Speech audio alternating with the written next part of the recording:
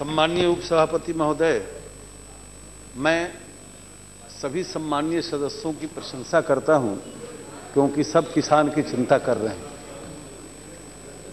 प्राकृतिक आपदाओं से पीड़ित कई राज्य पर आज हम चर्चा कर रहे हैं। उसमें एक महाराष्ट्र का जो सूखा का विषय है, मैं उस संबंध में कुछ अपनी बातें रखूंगा। पूरी चर्चा का उत्तर गृह मंत्रालय की ओर से दिया जाएगा। सूखा पर चर्चा 4 दिनों तक संसद के पहले सत्र में हम लोग किए थे और निश्चित रूप से जब चर्चा होता है तो इसका बड़ा लाभ मिलता है। खास करके सूखा के मामले में ये जो मौसम विभाग के रिपोर्ट आते हैं वो जोन वाइज आते हैं या सब जोन वाइज आते हैं। इन किस तहसील में किस एरिया में सूखा है उन सरकारी आंकड़ों में परिलक्षित नहीं होता है। और 4 दिनों तक जब पिछली बार हम सूखा पर चर्चा किए थे, माननीय सदस्यों ने जो जानकारी दी उससे लगा कि देश के कई हिस्सों में सूखा है, पड़ा हुआ है। वो चर्चा काफी उपयोगी था। और जब माननीय प्रधानमंत्री जी के संज्ञान में बातें लाई गई कि मौसम विभाग की जो जानकारियां हैं उससे अलग हटकर जो सांसद बता रहे हैं, उससे तो लगता है कि देश के कई तहसील, तालुका, जिला ऐसे हैं जहां सूखा है, वर्षा नहीं हो रही है। तो तुरंत कैबिनेट की मीटिंग प्रधानमंत्री जी ने बुलाकर और निर्णय लिए थे और 1000 करोड़ रुपये राशि की व्यवस्था की थी कि यदि किसी क्षेत्र में, किसी भी जिला में, किसी भी एरिया में यदि 15 दिनों तक -50 वर्षा है तो उसे डीजल पर 50% की राशि सहायता दी जाएगी और इसके लिए 100 करोड़ रुपया की व्यवस्था की थी कैबिनेट की मीटिंग में। इसी प्रकार से समेकित बागवानी विकास मिशन के तहत 700 करोड़ रुपया की स्वीकृति कैबिनेट ने दी कि यदि बागवानी 12 बागवानी यदि क्षति होता है तो उसको मुआवजा के रूप में दिया जाएगा। फिर बीज पर राज्य सहायता बढ़ाई गई थी और चारा की उपलब्धता सुनिश्चित कराने के लिए 100 करोड़ की व्यवस्था की गई थी। और जो आयात किए जाते हैं जो चारा, जैसे खल्ली, जौ का भूसी या सूरजमुखी का जो वो खाने का होता है जानवरों का, तो इनको आयात शुल्क से मुक्त कर दिया गया था। और इसका परिणाम भी हुआ, बिहार के अंदर डीजल पर राज्य सहायता शुरू हुआ। फिर इसके बाद कुछ राज्यों ने सूखा घोषित किया। सूखा की घोषणा राज्य सरकार कर सकता है, भारत सरकार नहीं कर सकता। और जब सूखा की घोषणा कोई राज्य सरकार करता है, लेकिन किसी राज्य सरकार ने सूखा की घोषणा नहीं की थी।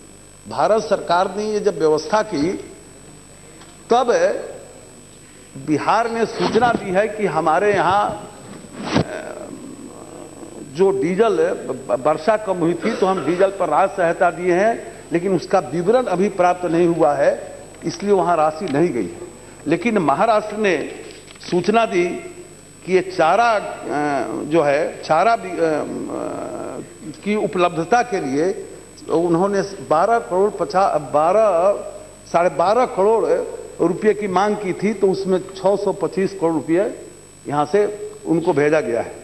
इसी तरह से बाद में तेलंगाना ने सूखा की घोषणा करने की सूचना दी है, लेकिन कोई अधिसूचना या कोई मेमोरेंडम नहीं दिया है। लेकिन हरियाणा, उत्तर प्रदेश और कर्नाटक ने अधिसूचना जो जारी किया है वो और पूरा विवरण भी भेजा है। उसके बाद टीम भी गई है, आकलन भी हुआ है और वो पूरा रिपोर्ट एनडीआरएफ में जाएगा और उनको राज्य सहायता दी जाएगी। लेकिन जहां तक महाराष्ट्र का सवाल है, महाराष्ट्र के अंदर हमारे चंद्रकांत खैरे जी बता रहे थे कि ये स्थिति पहले ही आ गई थी, ये जुलाई सितंबर में ही आ गई थी। उस समय सरकार को घोषणा कर दी चाहिए थी, लेकिन उस समय सरकार ने घोषणा नहीं की। और इस बार सरकार ने न सिर्फ घोषणा की है बल्कि बहुत अच्छा मेमोरेंडम बनाकर, ज्ञापन बनाकर, परसों रात्रि में उनका ज्ञापन आया है और आज कृषि मंत्री जी स्वयं लेकर आए थे कल वहां के मुख्यमंत्री जी से बातचीत हुई थी और 1-2 दिन में टीम वहां जाएगा। टीम का गठन हमने कर दिया है, लेकिन इसमें 8 मंत्रालयों के प्रतिनिधि भी जाएंगे, इसलिए 1 आध दिन विलंब हो सकता है, लेकिन ये टीम निश्चित जाएगी। लेकिन महाराष्ट्र के चंद्रकांत खैरे जी जब चर्चा कर रहे थे तो मैं उनको, वो हैं यहाँ नहीं, लेकिन मैंने वहाँ रिलीफ कमिश्नर से बातचीत की है कि महाराष्ट्र के अंदर आपको पिछले वित्तीय वर्ष में भी जो SDRF होता है, जिससे तत्काल सहायता दी जा सकती है, उसके मद में 567 करोड़ रुपए गए थे और NDRF के द्वारा 1270 करोड़ रुपए गए थे। लेकिन 567 करोड़ जो SDRF के अंदर गए थे उसके खर्चे का ब्यौरा नहीं आया। इस वर्ष के लिए भी 403 करोड़ का आवंटन है, लेकिन कल जब हमने कमिश्नर से बात की तो उन्होंने कहा कि 1-2 दिनों में हम उसको भेजते हैं। जो उपयोगिता का प्रमाण आ जाएगा ये 403 करोड़ रुपया हम भेजेंगे, लेकिन जब टीम जाएगी हमारी और टीम के बाद जब रिपोर्ट आएगा फिर उस रिपोर्ट को NDRF में जाएगा और निश्चित रूप से महाराष्ट्र की पूरी सहायता की जाएगी।